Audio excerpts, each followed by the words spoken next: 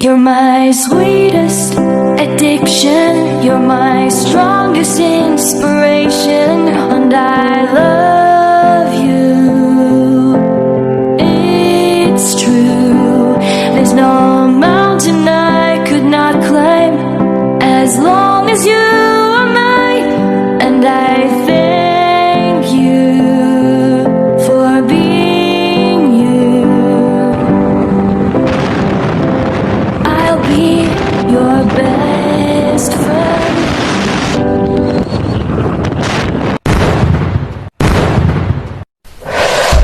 We're Jane. Follow, like, and subscribe. Ang ganda ng view, no? Ano naman tayo today? So, yung nakita niyo pong video, ayun po ay sa may Laurel, Batangas. Kasi, pupunta tayo ngayong araw ng Simbahang Bato. Yes, sa Laurel, Batangas. So, mula po sa amin ay sumakay lang ako ng tricycle. So, ang first destination po natin ay pupunta tayo ng Victory Mall sa may Tanawan. Doon tayo magpapababa mismo para medyo mura-mura ng kaunti. Tapos, pagdating doon, ituturo ko sa inyo kung saan ba doon sasakay papunta ng Simbahang Bato sa may Laurel, Batangas. Yes po, doon kasi kayo mismo talaga sasakay. Pagdating ko doon, mamaya ituturo ko sa inyo kung paano. So, yes, huwag ka mag-i-skip kung gusto mong malaman. And charan, nandito na tayo kaagad. Ayan. Yeah, ito po, dito ko ibababa sa may Victory Mall, Tanawan. Ayan. Tapos, dito po sa gilid ng Victory Mall, ayun, matatanawan niyo po yung McDo. Tapos, babaybayin niyo po iyan. Lalakarin po natin, ayan. Tatawid tayo dyan. Dyan po mismo sa may McDo. Makikiraan muna kayo sa may gilid ng McDo. Kasi, dito po yung daanan papunta doon sa sakayan. So, pwede naman kayo mag-tricycle din kung kayo ay tinatamad. At kung medyo may budget naman na pambayad ng tricycle. Sa case kasi namin mas okay, lakarin na lang natin tong part na to kasi malapit lang naman siya. Ayan, tapos pakalampas yun ng McDo, matatanawan niyo po ang 7-Eleven. Ayan. Basta huwag kayong hihinto hanggang din nyo natatanawan itong 7-Eleven. Ayan. Yung 7-Eleven po na ito, ayan, sa gilid po niya na meron po diyang kanto. Yes, meron siyang kanto kung saan ay nandyan po yung mga traditional jeep na sakayan papunta po ng Laurel, Batangas. Yes po, kasi po, doon nyo po matatagpuan ang Simbahang Bato sa Laurel, Batangas. Pero hindi kami doon nagdiretso. Kasi po, sa case po namin, kami po ay mag-i-jeep, yung modern jeep. So, lampas lang kayo ng 7-Eleven, tapos matadaanan nyo itong 167. Ayan, hanggat hindi nyo na dadaanan niya, huwag kayong hihinto. Yeah. Matadaanan nyo si 167, ayan, 167 Hypermarket. Tapos, lampasan nyo pa po yung 167 hypermarket na yan. Basta ito pong gilid ng 167 na ito. Dire-diretsuhin nyo lang po yan. Kasi po, malapit lang naman siya eh. Konting lakad lang po is matatanawan nyo na yung pinaka-modern jeep. Sakayan pa papunta sa Laurel, Batangas kung saan ang destination nga natin ay Simbahang Bato. Yes, at this point po malapit na yan.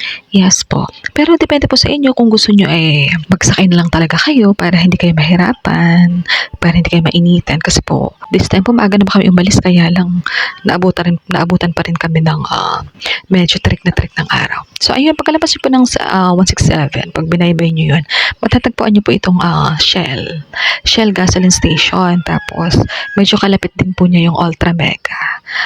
Tapos kung di ako nagkakamali, sa tapat nito is may Urban din. Pwede kayo dumaan dyan muna kung sakaling meron kayong gustong bilihin pa, diba? Tapos ito po, sa gilid ng pinaka-Shell gasoline na ito, gasoline station na yan, nandiyan na po yung mismong sakayan. Ayan po. Yan po yung sasakay natin. Natatanawan nyo yon. Yan, yung modern jeep na yan. E-jeep or e-bus, yan po yung tawag nila dito. Or modern bus. Ayan. So, ang pamasahe po dito is mura lang naman. Mas pinili namin ito. Alam nyo ko bakit? Kasi mas mabilis po yung biyahe niya. Kung mapuno siya or hindi mapuno is, aalis po siya kaagad. Dun po kasi sa traditional jeep is, maghihintay pa kayo ng mga ilang oras bago po siya umalis. So, ang lakas po ng kakainin niya sa oras. Tapos yan nga po pala yung pamasahe namin dyan. Ayan po, 72 pesos po ang isa. Sabihin niyo lang po sa konduktor, kayo po ay pupunta ng Simbahang Bato. Yes. Tapos, ibababa po nila kayo kung saan po yung inyong talagang destination. But before that is, syempre, i-feel nyo muna yung moment ng ating biyahe.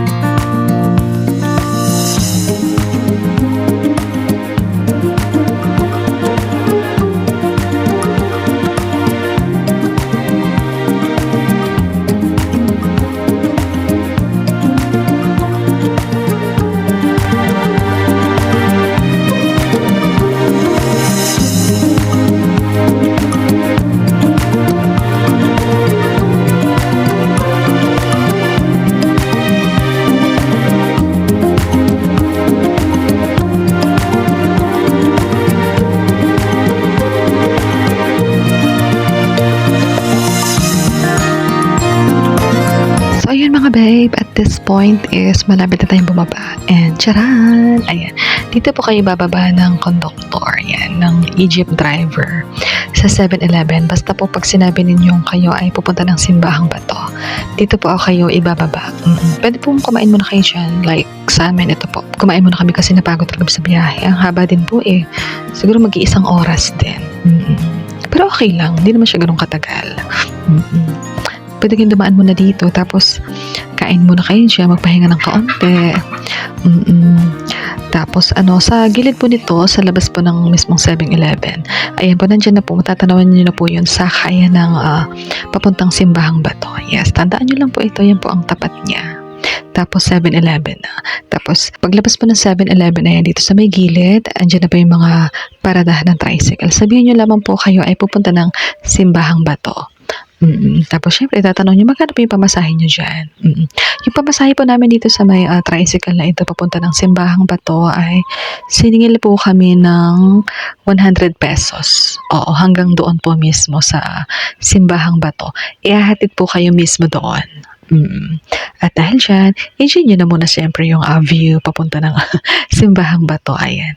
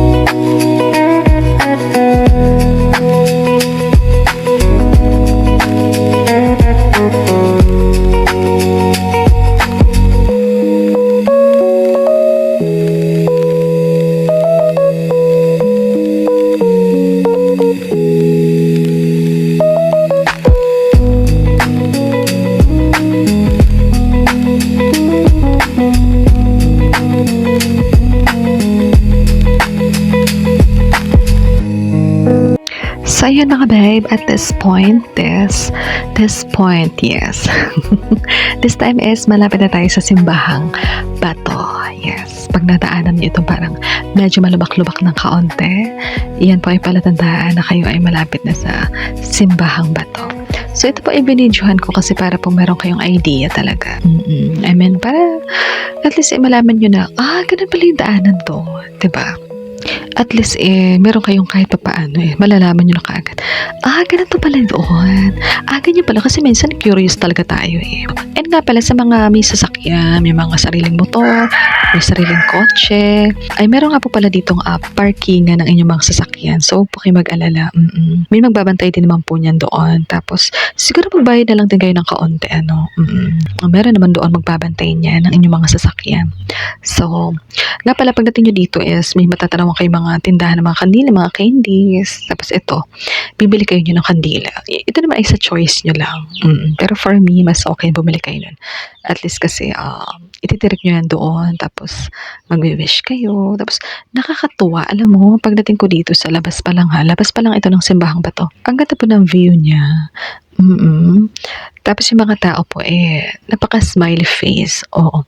Although kahit mainit Tapos nga pala is, dito po sa bandang ito, may mga nagtitinda na dyan ng mga pasalubong, iba't ibang mga kutkutin.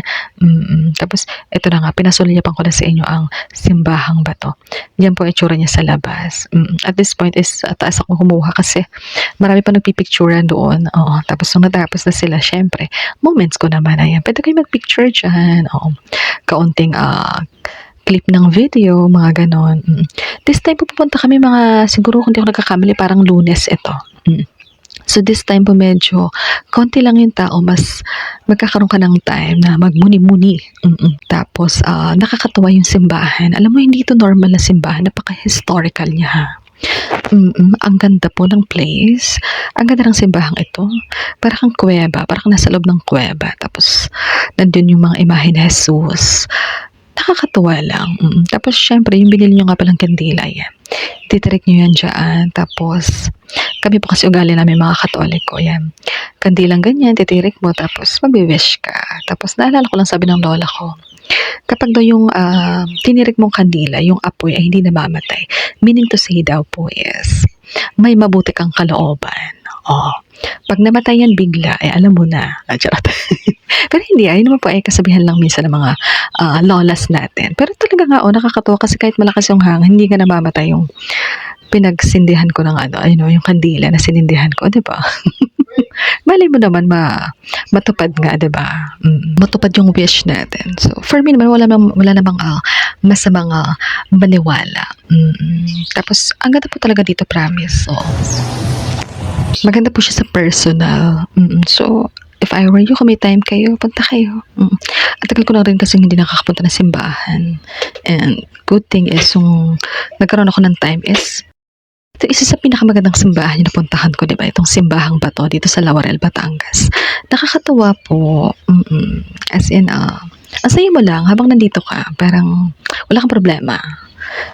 Parang biniblessed ka palalo. Feeling mo, parang feeling mo ay yaman mo na. Parang ganun. Parang, basta, parang ang gaan-gaan lang ng loob mo. Ang gaan lang ng pakiramdam mo. Iba talaga, pag kasama mo ang Diyos.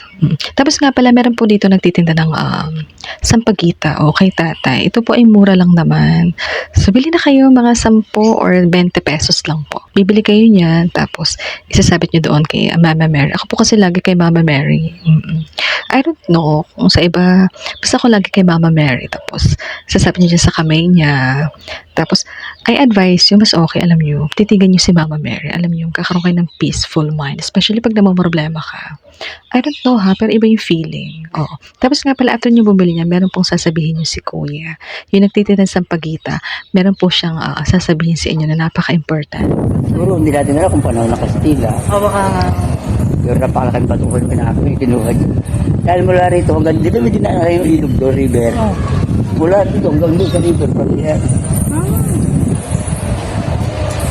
So, So, ayun po yung sinabi ni tatay na nagtitinda ng sampagita. Alam nyo, wala namang masamang makinig at maniwala sa mga sinasabi ng mga taga rito kasi sila naman kasi nakakaalam eh. 'Di ba? So, for me, wala namang masamang makinig at maniwala. Minsan kasi masarap naman makipagkwentuhan. Especially kung yung mga sinasabi ay makabuluhan. Lalo pa kung patungkol sa Papa Jesus at si Mama Mary. 'Di ba? Lalo patungkol dito sa Simbahang Bato. Kasi pag titingnan mo yung Simbahang Bato, napaka-historical ng place. Ang ganda niya. Tapos parang punong-puno siya ng kwento sa loob. Alam mo yun. So for me, kung may time kayo, pumunta kayo dito. As in, mararamdaman yung peace of mind. Tapos sa labas ng simbahan, may mga nagtitinda ng mga souvenir. Bili kayo pag may time. Pinili ko ito. Ayan yung isa na ito, yung magnetic. Basta yung dinilikit sa ref. Ayan. Simbahang Bato Memories. Diba? Tapos nga pala matapos naman dito sa Simbahang Bato ay dumiretso na kami sa aming Pinsanity. Yes, sa pinsan ni Kobare. Yung driver ng motor na yan. Bakit? Kasi hindi ko na masyadong binidyohan yung place nila doon. Basta nakapunta lang sa kanila. Tapos this time ang alam ko iniyaya namin siyang bumili ng butter.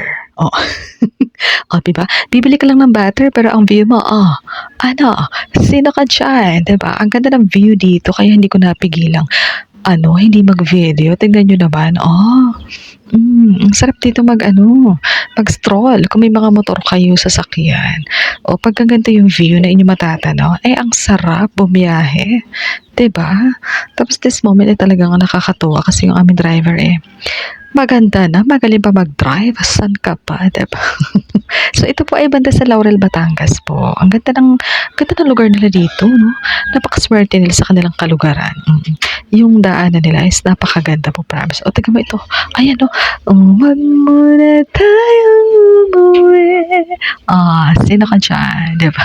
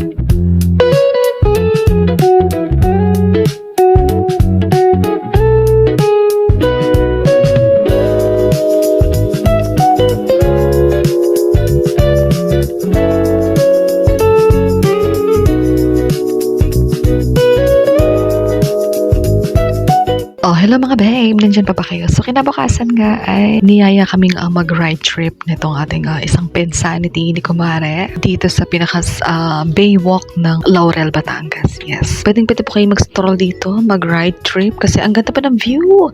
Yes po, tignan nyo naman. O, sino ka dyan? Oh my God! Di ba ang ganda? Blue, asol na asol po yung tubig, asol na asol yung dagat, 'di ba? Perfect combination yung bundok, 'di ba? Yung volcano pala ito. Taal Volcano, yung po ay Taal Volcano, yes. Tanong niyo po dito yung Taal Volcano. Plus may napakagandang dagat, 'di ba? Ganda ng tanawin dito. Pwede kayo dito tumambay-tambay, magmuni-muni, kasamain yung mga loved ones. Pag medyo nagkakatampuhan kayo, dalhin mo dito yung jowa mo. Ayan, magkakabati kayo. Napakaganda po. And of course, aside from that is, matapos namin doon sa Baywalk ng Laurel, ayun, kami naman ay niyaya nitong si Pensan punta sa Lomian. Yes, oo nga pala, pag galing po kayo ng simbahang bato, pwede po kayo dumaan sa palengke ng Laurel. Kasi doon po ay maraming kainan. Tapos dito sa areang ito, pag galing naman kayo ng Baywalk, ayan, tignan nyo, diba? Pwede talaga kayo dito mag-ride trip. Kung may mga sasakyan kayo, diba? Tapos hinto kayo sa isang spot, mag-picture-picture kayo dyan, ganun. So ako hindi na ako masyadong nagkaroon ng time para mag-picture-picture. Mas gusto ko video na lang. O mas gusto ko video talaga minsan kaysa mag-picture na mag-picture. I don't know. And, bilis ng transition, no? Nandito na tayo sa Lomian. So, hanapin niyo lang po itong Poroy. Ayan. Poroy Solis. Yan. Lomian dito sa may palengke ng Laurel. Sarap po ng Lomian nila. So ako po ang pinili ko ay Chami eh. Tapos yung mga kasama ko Lomi. Maka Chami po ako eh. Ayoko ng Lomi. Oo. Basta gusto ko lang Chami. Ewan ko ba. Ang sarap kasi ng lasa. So ito po yan bali. Tapos ang tapat po niya ay ayan. Tandaan nyo na lang no. O basta palengke po ng Laurel. Yun lang guys. Thank you so much for watching. See you on my next trip. God bless you all.